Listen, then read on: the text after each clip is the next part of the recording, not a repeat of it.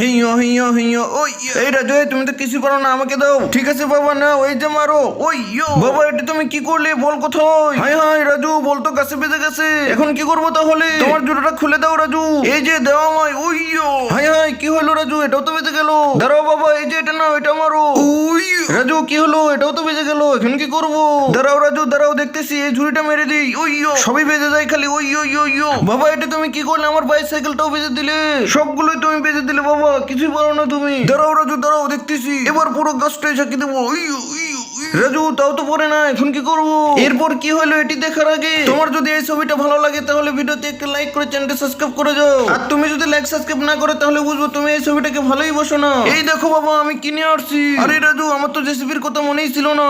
এখন তুমি জেসিবির উঠো। এই তো রাজু, বলটা পেয়ে গেছি।